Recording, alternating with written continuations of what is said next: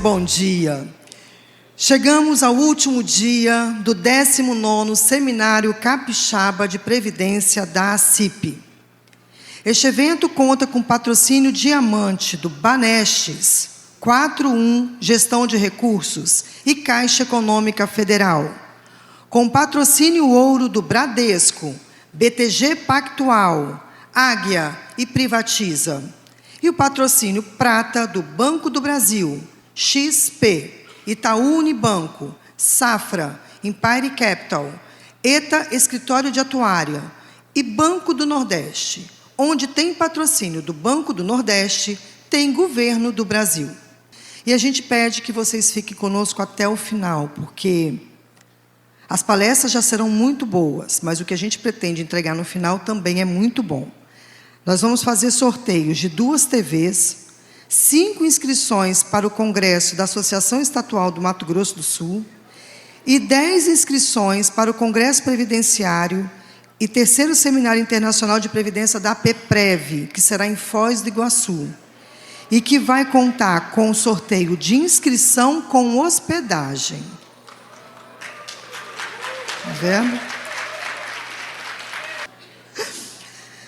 Convidamos para ministrar a palestra Desafios da Governança e Sustentabilidade dos RPPS Capixabas, o auditor do Tribunal de Contas do Estado do Espírito Santo, senhor Diego Torres.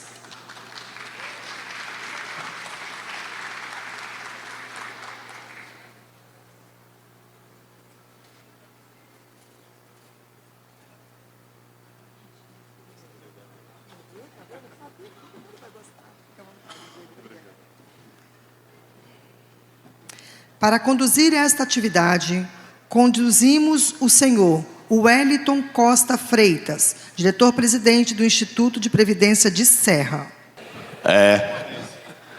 Tem que ter potência na voz. Bom dia, CIP, bom dia, previdenciários. Para mim é um prazer enorme e agradecer ao presidente Wilson e à diretoria de estar aqui, mediando essa palestra do doutor Diego quanto a desafios de governança e sustentabilidade. Olha, eu estou doido para ouvir como o Tribunal de Contas encara isso, porque nós temos os desafios internos e temos também os externos, né? Os que não dependem da gente.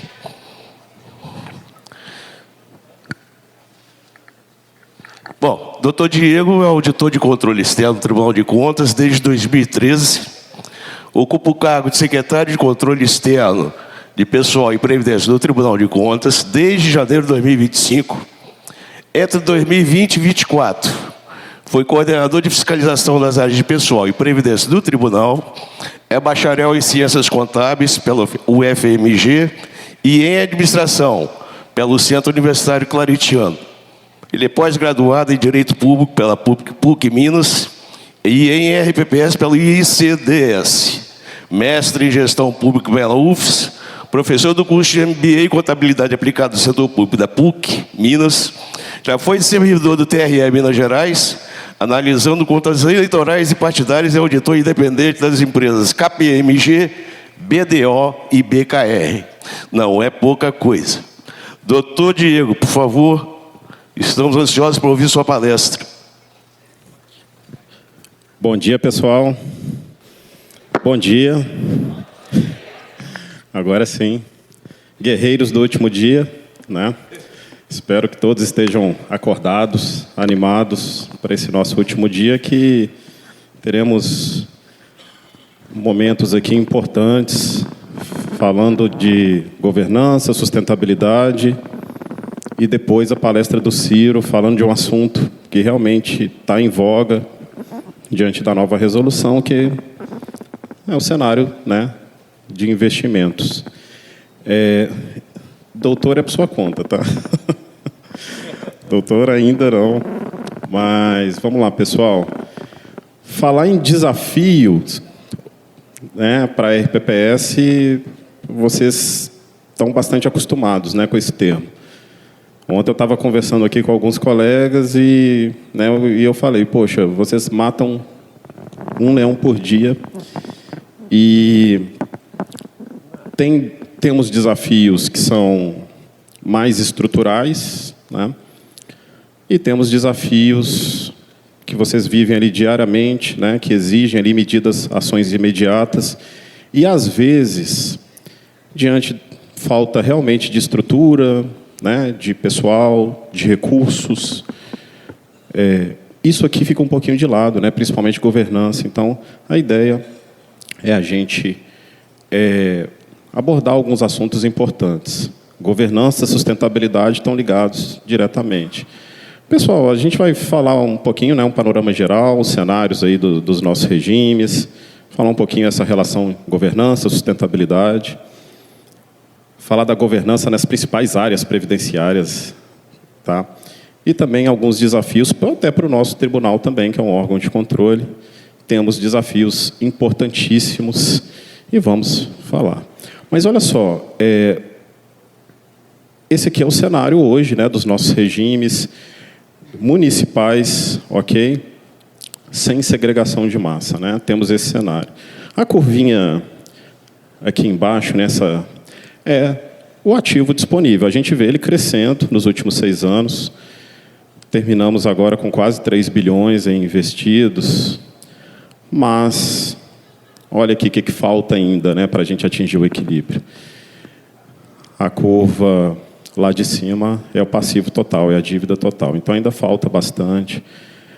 Mas estamos no caminho, pelo menos, né, para atingir o equilíbrio de curto prazo, pelo menos capitalizar as provisões matemáticas de benefícios concedidos. Estamos avançando. As curvas estão indo ao encontro, né? A gente espera que daqui a alguns anos a gente já tenha superado, pelo menos, essa dívida de curto prazo. É o déficit mínimo ali, né? Relativo à provisão matemática de benefícios concedidos. Então, a gente espera, né, caminhar para isso.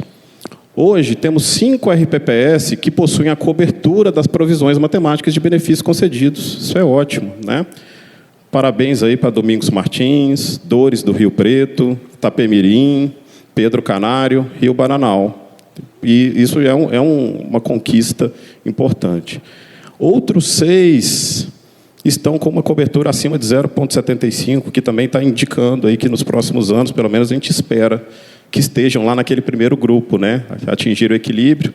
Cachoeiro de Itapemirim, Fundão, Iconha, João Neiva, Santa Maria de Jetibá e Vargem Alta. Mas a gente tem alguns desafios. Temos 2 RPPS, por exemplo, com cobertura abaixo de 0,25. Então, estágio ainda inicial de capitalização. Quando a gente vai lá para os municípios com segregação de massa, a gente tem esse cenário, né? Olhando o fundo previdenciário, que é o fundo capitalizado, temos hoje a curva ali, né, quase caminhando junta, né, de ativo e passivo. O ativo termina 2025 levemente superior ao passivo, indica uma solvência aí de 1,04, mas piorou nos últimos 6 anos, né, porque em 2020 era 1,27. Então, a gente tinha R$ 1,27 para cada R$1 de dívida, terminamos com R$ 1,04 para cada R$1 de dívida. Então, isso é um pouquinho preocupante também.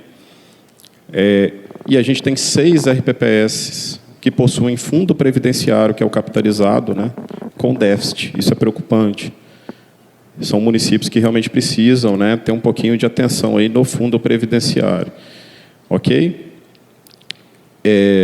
Temos esse déficit dos fundos financeiros, tá? Ou seja, onde o ente tem que fazer o aporte dos recursos. E esse é um cenário preocupante, né? A gente vê a insuficiência financeira crescendo, pressionando cada vez mais os orçamentos. Por isso que muitos prefeitos aí reclamam, né, da despesa previdenciária. É onde que realmente sai o recurso ali, né, do ente público para pagar folha. Esse salto aqui de 2024 para 2025 é porque nós tivemos um município, né, que fez a segregação de massa e aumentou, né, esse déficit do fundo financeiro, né, essa necessidade de recursos de longo prazo, ok? Mas, olha aqui, a gente está falando de sustentabilidade, né?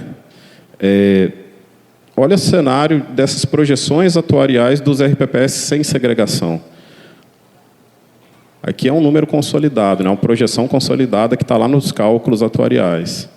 A gente vê uma despesa, né? Um cenário de despesa crescendo nos próximos anos, pelo menos até o final da década de 30, uma despesa que vai crescer aí 45%. Aí fica a dúvida. Os nossos RPPS vão suportar todo esse período de crescimento de despesa? Vamos conseguir capitalizar até lá para, né, pagar essas despesas nesse cenário de maior pressão, de maior despesa para vocês? Então, é uma visão que a gente precisa, né, ter esse cuidado. E, no fundo financeiro, os municípios que possuem segregação de massa vão ter um cenário também de crescimento importante da despesa nos próximos anos, também até ali, final da década de 30, uma projeção de crescimento de 16%. Desafios, né? E aí a gente pensa, tá, a gente tem então alguns anos ainda para se capitalizar. Correto? Correto. Mas capitalizar nesse cenário aqui fica difícil, né? Cada vez menos servidores ativos. Vocês sabem a realidade dos municípios, né? Dificuldade em realizar reposições, efetivar concursos, né? E cada vez mais uma maior quantidade de aposentados, pensionistas. Isso gera um desafio. Como que a gente vai capitalizar, né, nesse cenário? Ok? E aí, para isso, a gente precisa ter gestão. Precisamos ter boa gestão. E aí a gente tem todos esses atores aqui no RPPS envolvidos, né? Gestão administrativa, gestão atuarial, gestão de investimentos, benefícios, e todo mundo no cenário, né? São áreas que se ligam, né? São engrenagens que funcionam dentro de um RPPS, que vão trazer que a gente busca, né, que isso funcione para melhorar, para alcançar a sustentabilidade. Mas para essa engrenagem funcionar, tem uma palavrinha-chave, precisa acontecer, é governança. Né? Essas áreas precisam estar interligadas. E para a gestão funcionar, tem que ter governança. E por que para a gestão funcionar, tem que ter boa governança? Porque é a governança que direciona, define a estratégia, define o caminho, monitora. A gestão vai executar, né? Vai controlar, vai avaliar, mas a estrutura de governança de um RPPS é que vai fazer toda essa engrenagem funcionar. Ok? E fala em governança, né? A gente fala muito, o que é governança? Governança. Esse aqui é um conceito lá da CGU, conceito de governança pública no geral, né? Mecanismos de liderança, estratégia, controle, postos em prática para avaliar, direcionar, monitorar a gestão, com vistas à condução de políticas públicas e prestação de serviços de interesse da sociedade. Agora, e aí nos RPPS, né? A gente pode focar mais um pouquinho. São os princípios, diretrizes, estruturas de controle que garantem uma gestão transparente, técnica, sustentável dos fundos de pensão dos servidores. Busca proteger o patrimônio contra ingerências políticas e assegurar o pagamento de aposentadorias e pensões. Esse é o grande objetivo ao final, garantir o pagamento de aposentadorias e pensões. Mas, para isso acontecer, vocês sabem, os desafios são gigantes. E aí, quando que a governança e a sustentabilidade se encontram? Aqui. A gente vê isso na prática. Ontem, até na minha palestra, eu tenho falado bastante desse dispositivo da portaria, né? Esse dispositivo ele traduz como um grande norteador das ações do RPPS. Todas as estruturas de governança têm que funcionar para garantir o quê? A sustentabilidade, né? As ações de todas essas estruturas têm que buscar a sustentabilidade de longo prazo dos RPPS. E aí a gente foca, né? Lembra que eu falei que temos várias gestões ali que se relacionam numa estrutura grande de governança? E aí eu quero chamar a atenção para algumas estruturas, como, por exemplo, a administrativa. Essa estrutura administrativa ela está mais relacionada aos controles, né, que são implementados no âmbito do regime, toda a estrutura administrativa, processos, ela é aquele elemento que vai integrar todas as outras áreas do RPPS. Então, ela é essencial. Sem uma boa governança administrativa, as outras áreas não vão acontecer, né? Ela busca reduzir riscos, melhorar a performance, essencial para o alcance da sustentabilidade. E aí tem alguns pontos importantes que precisam ser observados, né? Primeiro, mapeamento e manualização das principais atividades. Vocês já mapearam os processos internos? Né? Tem manuais que regulamentam exatamente os principais processos, como que as principais áreas funcionam. Quando eu recebo um processo aqui, quem que vai analisar, quem vai instruir esse processo na fase seguinte, quem pode pagar, até que valor pode pagar. Todos esses processos, pessoal, é extremamente importante serem manualizados, mapeados, desenhados. Então, a boa governança começa por aí. Olha aí, segregação de funções, limites de alçada. A gente tem um problema aqui. A maioria dos nossos RPPS tem uma estrutura precária, né? E vocês sabem, são poucos servidores. Só que isso traz um risco, né? De, eventualmente, alguns servidores eles estarem... algumas funções-chave, né, não são segregadas. Isso gera um risco muito alto. Não é? Por exemplo, imagine o contador que tem acesso, que também é o gestor financeiro, né? Ou seja, ele contabiliza e paga. Isso é um risco muito alto, pessoal. Por isso que a gente fala, conselhos, né, fiquem muito atentos a essas questões internas, né? A gente precisa exigir cada vez mais a devida segregação de funções. Já tivemos situações aqui seríssimas no nosso estado, de fraude mesmo, tá? Por não respeitar isso aqui, segregação de função. Ok? Órgãos de governança atuando, falei ontem, né, para os membros dos conselhos, comitês, são estruturas fundamentais de governança. Vocês estão lá no regime, diariamente, conhecem a realidade, conhecem a estrutura, precisam atuar de uma forma efetiva, né? Reunir, questionar, ok? É claro, dentro também de uma normalidade, né, gente? Não é para ser aquele questionamento que a gente fala por questionar, né? Não, é questionar devidamente fundamentado, né? Isso é extremamente importante. E atuar de uma forma realmente mais incisiva. Exercer realmente as competências que são conferidas, né?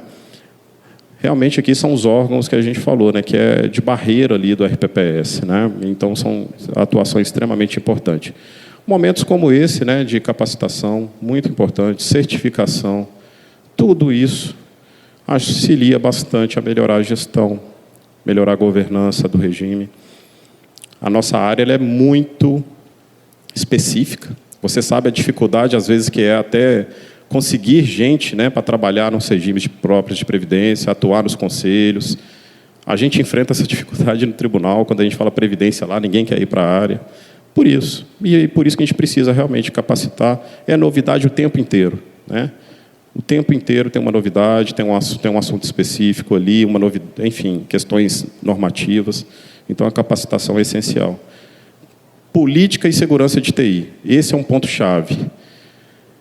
A gente está vendo ainda muito processo, por exemplo, manual, né? Não existe um processo eletrônico, nem mesmo digitalizado. Isso traz um risco também, né? A gente já está na era da inteligência artificial. Os RPPS precisam, de fato, investir em segurança, de tecnologia da informação, nos sistemas essenciais da gestão, né? E transparência e educação previdenciária. É claro, a educação previdenciária é essencial dentro do município, do ente, né, para que o ente entenda, as pessoas entendam, de fato, compreendam as questões previdenciárias. A gente vê isso na prática.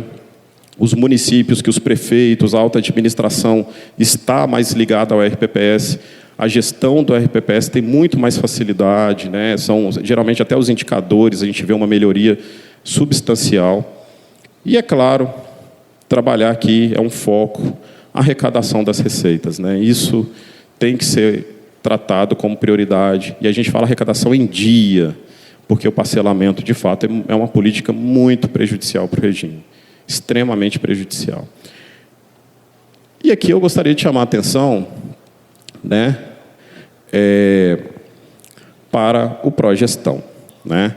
E aí, desde já, hoje nós temos 24 RPPS sem certificação. Daqui a pouco o Ciro vai falar da nova resolução de investimentos. E isso traz a nova resolução, ela aumenta a importância da certificação do Progestão, né? E até a Cláudia ontem falou da situação geral. Hoje nós temos alguns, entre aspas, benefícios, né? Algumas regras foram relativizadas para quem tem SPA e B para obter o Progestão. Então, pessoal, é importante, né? O bom é que a gente está vendo um movimento maior agora dos regimes que estão tentando obter a certificação. Nós temos um RPPS nível 1, 8 RPPS nível 2, e parabéns aí, né, para Cariacica, nível 3, pessoal de Cariacica, né, trabalho essencial. A gente espera que daqui a pouco tenhamos outros, né? Quem sabe, né? Vamos caminhar para isso ano que vem. E aí o Progestão, ISP, né? Olha lá. Aqui a gente tem que chamar a atenção, primeiro, vou começar de baixo para cima, né? 4, né? Nota D. Isso aqui é preocupante. 17, nota C, aqui no estado. E o que a gente vê, pessoal, é que o maior ponto aqui que pode elevar a nota é o quesito de gestão e transparência, né? Então, assim, às vezes são questões que podem ser melhoradas, corrigidas, para melhorar o ISP. Então, entendam exatamente as causas, o motivo, pelo menos para tentar sempre avançar o nível ali. E aí, 12, né? Nota B. Infelizmente, só um. Nota A. Mas, aí a gente dá os parabéns, né? Só um, Aracruz. A Cláudia já falou, deu os parabéns. Então, pessoal de Aracruz aí, show de bola, trabalho importante. A gente também espera que ano que vem tenhamos mais nota A, né? A gente caiu aqui. Esse aqui foi uma notícia ruim, né? Ontem tivemos a palestra da Maris, a nossa colega, né, atuária lá do tribunal. Ela falou de aspectos de governança em atuária. Eu não sou atuário, mas eu quero chamar a atenção aqui para alguns pontos importantes. O primeiro é o seguinte: gestão atuarial, governança, não é um problema só do atuário. Isso é coisa do passado, né? Quando a gente começou a atuar, lá 10 anos atrás, a gente via muitos que a avaliação atuarial, basicamente, era um processo muito cartorário. Era para entregar o DRAA lá para o Ministério. A gente até via ali, a gente pedia as avaliações atuariais, os gestores nem sabiam que documento era esse. Essa era a verdade. Essa realidade mudou bastante, isso é ótimo, né? Mas a gente precisa evoluir mais nesse ponto. A avaliação atuarial, pessoal, se a gente não sabe exatamente o tamanho do nosso desafio, como que a gente vai fazer gestão, né? Como que vai ter governança? Então, essa governança atuarial ela é essencial, até porque tem algumas questões muito sensíveis envolvidas aqui, né? Que eu vou falar daqui a pouquinho. A responsabilidade pelos principais insumos da avaliação atuarial, a gente sempre lembra, é do RPPS, é do município, não é do atuário. A base cadastral é responsabilidade do município, responsabilidade do RPPS. A legislação que ele utiliza é responsabilidade do ente, não é? A escolha das hipóteses e premissas também é responsabilidade de vocês e do ente, junto com o atuário. Então, Não existe essa de achar que, olha, o cálculo atuarial é um problema lá do atuário, eu não vou participar. Tem que participar sim, ok? E, no final das contas, quem são diretamente afetados pelo resultado do cálculo é o RPPS, é o ente, não é? Então, tem que ter esse cuidado. Precisa ter um acompanhamento periódico de indicadores, e a gente ainda vê uma lacuna aqui importante. A gente viu, eu fazendo questão de lembrar aqui a fala do Wilson na abertura, como que utiliza o painel de controle lá do nosso tribunal para acompanhar a situação lá do IPREVITA. Então, importante, né? A gente tem, isso está à disposição de todos vocês, podem utilizar à vontade o nosso painel de controle. Inclusive, estamos com um projeto para melhorar esse painel ainda, tornar... É um painel que tem informações diversas, né? Reuniões técnicas entre atuário, gestor, conselhos, questionem o atuário, perguntem. E aí a gente tem um ponto aqui que é importante. É o crescimento desse passivo, do tamanho do passivo, do déficit, e às vezes não há um questionamento, simplesmente aceitam, né? E o atuário fica ali, sem ser cobrado, pelo menos, né, trazer uma explicação na avaliação atuarial dos motivos da elevação desse passivo. Analisar cenários, né, monitorar o plano de amortização. Temos no nosso painel de controle um painel de plano de amortização de cada um de vocês, tá? Avaliação da base cadastral e legislação, aderência das hipóteses. As hipóteses que estão sendo escolhidas, elas são aderentes, condizem com, estão próximas da realidade, ou o atuário que está escolhendo aquelas taxas mínimas ou máximas que estão previstas lá na legislação. Isso traz um risco, porque o cálculo pode ter resultados mais distantes da realidade, né? Compreensão das causas de agravamento ou melhoria, né? E, é claro, a integração da política de pessoal com a Previdência. A gente tem batido muito nessa tecla. Tivemos um evento com os prefeitos há 2 semanas atrás, em que esse ponto foi extremamente discutido, extremamente falado, diretamente para eles, porque realmente não tem como desvincular. E aí a gente vê claramente aqui. Esse é um cenário de um RPPS lá em 2020, tinha 37 milhões em ativo. Em 2022, 2 anos depois, o valor do ativo dobrou. Olha que coisa maravilhosa, né? Mas olha o passivo total. Passou de 113 para 218, então dobrou, né? E o indicador realmente de capitalização piorou. Olha o efeito, às vezes, de uma política, né, que pode causar no RPPS. Não é que não é para dar aumento, reestruturação, não é isso, né? Claro que não é, mas é fazer com responsabilidade, entendendo a consequência lá para o RPPS. Eu vou dar um exemplo prático aqui, que foi falado, né, ontem, Leonardo Mota, que falou sobre a Lei Complementar 226, vários de vocês estão em dúvida, né? Mas como que isso afeta a gestão atuarial, né?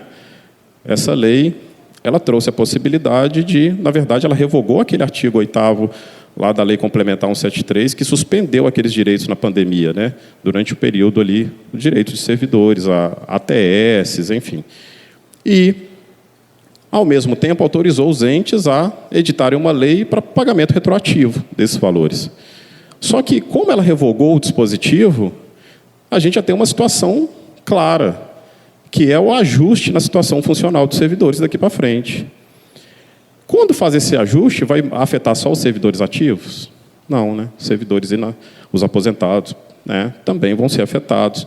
Então, precisam de estudos de impacto, principalmente se for pagar o retroativo, porque vai ter impacto também nas aposentadorias.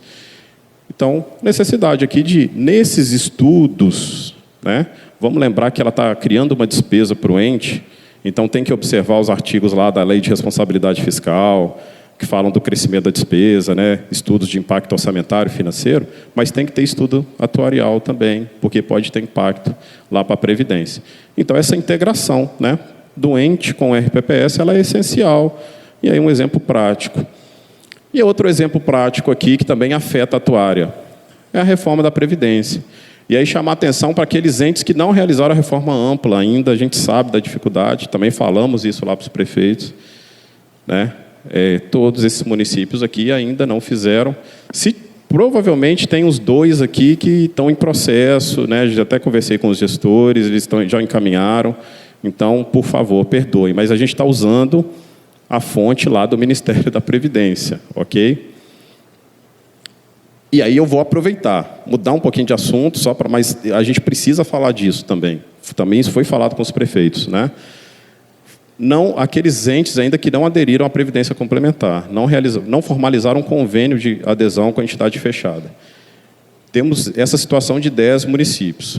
Parece que tem 2 que já praticamente firmaram, estão em processo, então já daqui a pouco vai estar regularizado aqui. Acho que até Pedro Canário, né, Ronan? Ronan está aí? Isso. Então, também... Opa, perdoem. Acho que a Tati deu uma cochilada ali no cantinho, gente. Eu acho, ela falou, é o Engov, é o Engov, é isso aí. E aí, nos nossos processos, a gente tem identificado algumas falhas importantes, né? Principalmente na escolha de premissas inadequadas. Então, a gente precisa melhorar nisso. Algumas premissas ainda não estão legais, a gente vê um distanciamento, né, em relação àquilo que a legislação fala, mas também em relação à realidade mesmo, doente. Um descompasso entre os fluxos atuariais e a própria avaliação atuarial. Então, a gente agora já está caminhando nesse cenário de avaliar fluxo atuarial também.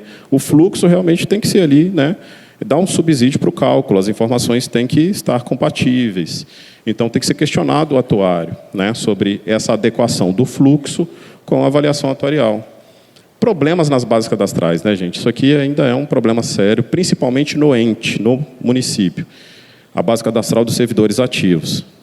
Temos ainda um problema, que é uma divergência entre o passivo atuarial e as provisões matemáticas previdenciárias lá na contabilidade. Então, os contadores aí, por favor, bastante atenção, porque a gente identifica isso ainda. Um crescimento excessivo e persistente do resultado atuarial deficitário, então a gente está questionando. Alguns processos de contas vocês receberam aí a notificação em relação a esse ponto aqui. E não aprovação do plano de custeio ainda. Infelizmente é um problema sério, né? O atuário sugere a adequação do plano e ele não é aprovado. E isso gera um problema. Eu vou falar rapidamente de governança e investimentos, porque o nosso colega Ciro, né, daqui a pouco vai abordar com mais detalhes a nova resolução. Mas, como a gente está falando de governança, a governança e investimentos é essencial. Essa aqui é o foco, né? Em investimentos, a gente tem todos esses atores aqui, né? O comitê, o gestor de investimentos, o conselho deliberativo, o conselho fiscal. Todo mundo atua. Todo mundo tem responsabilidade, pessoal. E, inclusive, para aqueles RPPS que ainda não fixaram em ato próprio o papel de cada um nesse processo decisório, já está atrasado, porque isso é exigido, não é, Ciro? Tem que ser definido o papel de cada um nesse processo decisório. Isso tem que estar documentado, pessoal. Esse vai ser em qualquer auditoria que a gente fizer, esse vai ser o primeiro ponto que a gente vai avaliar. Qual é o papel do gestor, qual é o papel do comitê, qual é o papel das assessorias, qual é o papel dos conselhos, enfim. Todo mundo, agentes internos e externos. E nós temos, por exemplo, o Comitê de Investimento, que é um órgão mais consultivo, que, né, direciona a política de investimentos, a elaboração dessa política, faz esse monitoramento, avaliação ao longo do ano. O gestor de investimento que vai executar a política, né? O Conselho Deliberativo aprova a política, o Conselho Fiscal, que realmente aí vai fiscalizar, controlar, ok? E a nova resolução, ela traz ainda mais forte essa palavrinha-chave, né, a governança. O foco dela passa a ser literalmente governança, né? Se na resolução anterior a gente tinha a governança como um fator mais de incentivo, agora a gente tem uma governança como um fator obrigatório para acesso a ativos. Então, a governança passa a ser essencial. E quando a gente fala governança, não é só adesão à progestão, não. A progestão é essencial para a nova resolução, né? Mas a gente fala dos processos internos, processos decisórios. Então, deve ser avaliado com muita atenção, muito carinho, tá? Há uma necessidade de fortalecimento, né, dos processos internos, como eu falei, uma maior clareza na atuação dos agentes internos envolvidos, mas principalmente, gente, dos terceiros. Tá? Tenham isso mapeado. Quem são esses terceiros envolvidos? Qual é o papel deles aqui nesse processo? Esses serão pontos que serão avaliados. Tenho certeza pelo Ministério, a gente também. Então, muita atenção aqui. E aí, chamar atenção, né, a gente tem um acórdão recente de uma fiscalização, e eu quero chamar atenção para alguns pontos específicos, mais ligados à governança. Né? Um deles é a política anual de investimentos. Esse acórdão ele ressaltou a importância dessa política, uma ferramenta essencial para a gestão. Essa ferramenta, essa política tem que ser avaliada considerando o cenário econômico. E aqui a gente tem um problema, porque, basicamente, a gente vê a política de investimento sendo elaborada considerando, simplesmente, copiando ali os percentuais, né, da resolução. E não é esse o objetivo. Né? Então, não precisa de política, se eu simplesmente vou reproduzir aqui os percentuais. A política tem que analisar todo esse cenário econômico. Né? Então, ele chama atenção, isso é o acordo, a decisão do tribunal, né? Que a simples repetição desses percentuais previstos na resolução pode ampliar o risco de não atingir os objetivos de rentabilidade, de cautela, com a cautela e prudência necessárias. Um outro ponto importante é o estudo de ALM. Né? Muita gente ficou na dúvida, vários gestores achavam que não precisavam elaborar, inclusive, e o nosso tribunal entendeu, sim, que é necessário, na maioria dos casos. Há algumas exceções. Né? Quais eram as exceções? Quando realmente não havia uma intenção de manter o investimento até o final e também para aquelas situações em que o custo de elaborar o estudo seja superior. A gente fala LM, mas outros estudos também, né, gente? Não só LM. A LM é o mais utilizado, mais difundido, mas há outros estudos também. Né? Mas, principalmente para esses ativos e que há a intenção de manter até o final, é necessário, que é basicamente compatibilizar, né, o fluxo de receitas e despesas no longo prazo, para ver se o RPPS vai ter condição. Lembra daquele fluxo lá que eu mostrei no início, a projeção atuarial, que demonstra um crescimento da despesa nos próximos anos?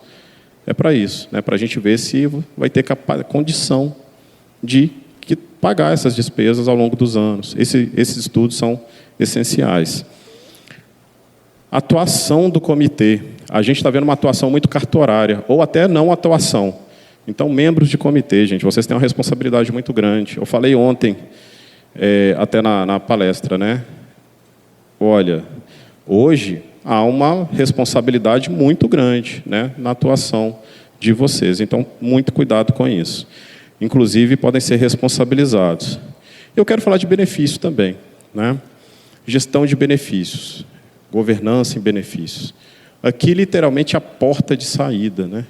A gente viu lá o tamanho da despesa previdenciária, ela é gigantesca. É uma das maiores despesas dos entes públicos, né? A despesa previdenciária, quando a gente olha o ente público no geral. Então, é essencial adotar mecanismos de governança, gestão, controle dessas despesas, atuação. Né?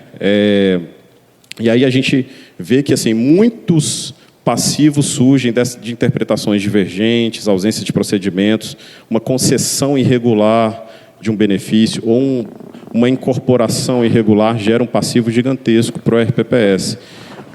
Muita atenção, uma boa análise jurídica, também análise atuarial, uma legislação, né, gente, revisada, compilada, atualizada. A gente vê muito problema em legislação ainda, trazendo ali vantagens que são indevidas, né, incorporações indevidas, sistemas informatizados confiáveis, procedimentos padronizados, segregação de funções, enfim, base cadastral, a integração do RH com a RPPS.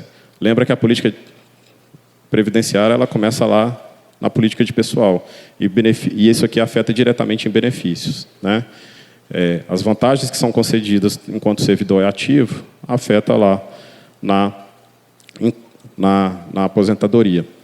E aí chamar atenção para um ponto específico, né? O tema 1254 do STF, que afeta diretamente essa governança, por exemplo, essa integração da política de pessoal doente com a política né, previdenciária.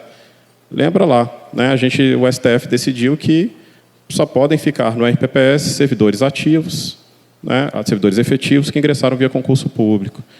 Então, os estabilizados lá da época da Constituição ou outros servidores que não ingressaram via concurso não poderiam, até a data da decisão do STF. Né? A exceção seriam as aposentadorias e pensões já concedidas ou que os servidores já tivessem cumprido os requisitos até a data da decisão do STF. Então, qual que é a medida que tem que ser adotada aqui, pessoal? Literalmente, retirar os servidores que não satisfazem esses critérios da base contributiva. Olha o problema que vai gerar enviar um processo desse para o tribunal denegar o registro, ter problema no futuro. Então, essa situação tem que ser resolvida enquanto o servidor está trabalhando, está ativo, fornecer a CTC para ele. Infelizmente, aqui não tem o que se fazer. Né? E aí chamar atenção também o papel do prefeito e da alta administração do município. Como eu falei, governança, sustentabilidade não é apenas problema do RPPS. O ente tem que ser envolvido diretamente. Né? Depende de uma boa estrutura administrativa do RPPS, aí o município, né, precisa fornecer, adotar os meios para essa estruturação. Adesão ao Progestão também depende do município. Né? A gente está vendo a importância hoje do Progestão para o RPPS, então os municípios precisam ser sensibilizados. Depende da política de pessoal, a educação previdenciária no âmbito do ente, integração entre as áreas, ok? E também é um desafio para a gente. Né? E aqui, um estudo científico que foi feito por mim, gente.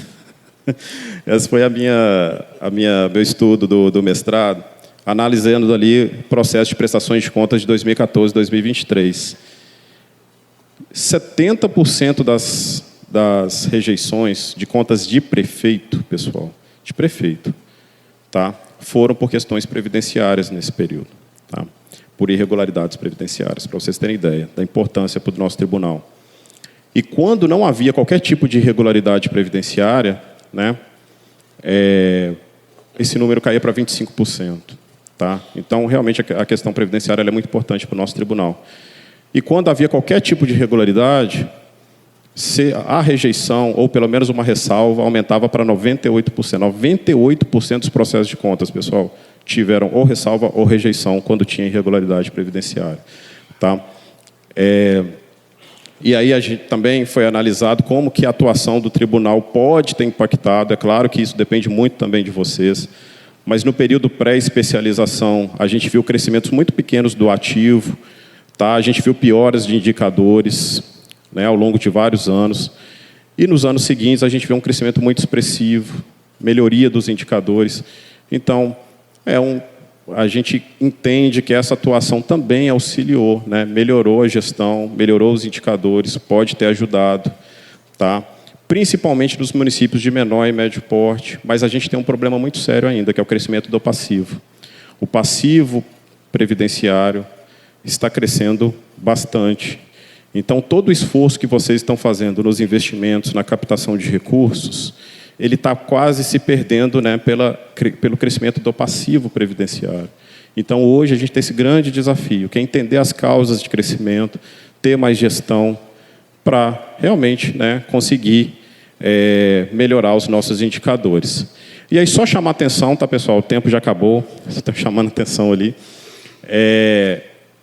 Em relação ao nosso pré-julgado do equilíbrio financeiro, vocês sabem, todo evento a gente fala sobre isso, efeitos a partir de 2026. É a metodologia do tribunal para identificar equilíbrio financeiro no exercício, o confronto entre receitas e despesas.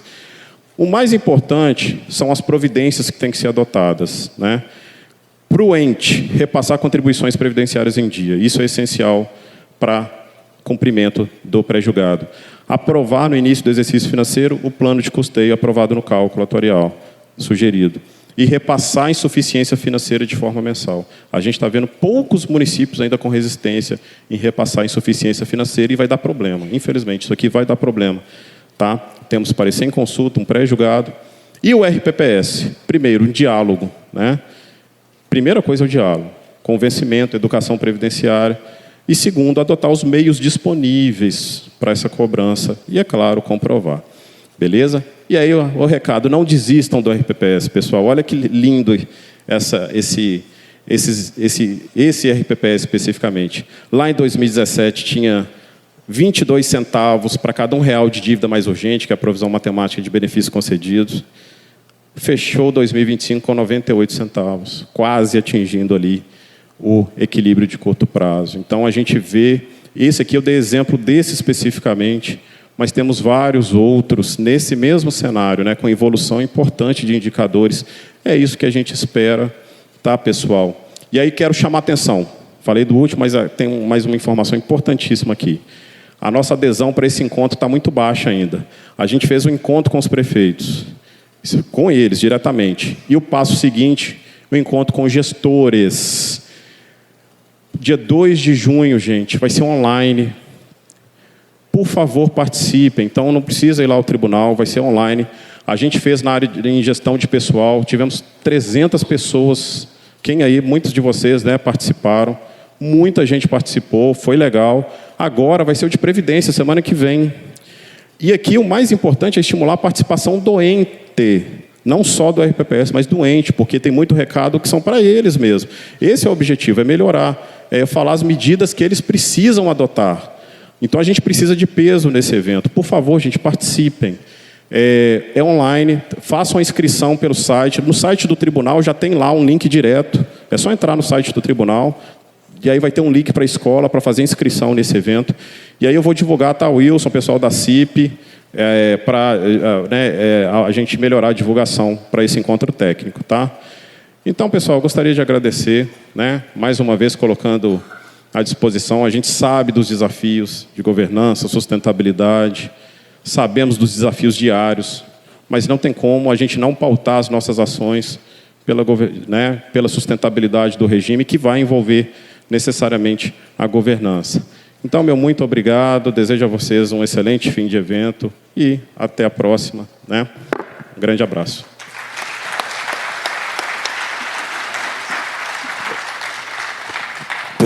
Pessoal, nós vamos abrir para os colegas aí, gestores, servidores, enfim, 3 perguntas para o Diego.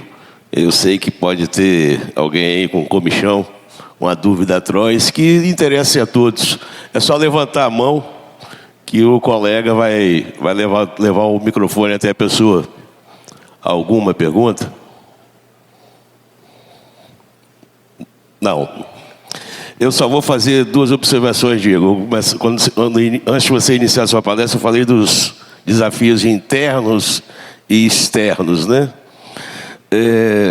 Fica difícil para os regimes próprios receber todo ano um cadastro de servidores.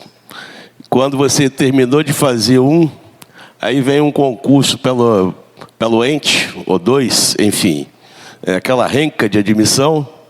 Aí você vai fazer o novo cálculo atuarial e recebe esse cadastro completamente, né, desqualificado para o que é necessário.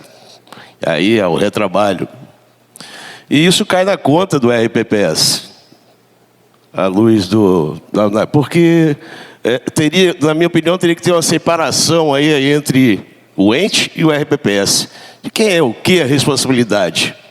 Já que esses dados não dependem dos regimes próprios, né? É só uma consideração que eu estou fazendo. E com relação também aos casos de óbitos. Eu estou com 10 casos lá que eu estou pagando desde janeiro. E que descobrimos essa semana, por um acaso, e com o auxílio da equipe aqui do Ministério, ontem, eu estava com 2 casos. Acabamos descobrindo mais 8, em função justamente do atraso. Eu sei que o problema não é só do Ministério, mas é também do DataPrev e tal, tudo mais, mas que acaba refletindo numa notificação do Tribunal de Contas e que chega para nós para efeito de adoção de providência. E que muitas vezes não temos nem conhecimento, né? São essas considerações, agradecer você e parabéns pela palestra. Vamos lá, gente, vamos para a próxima.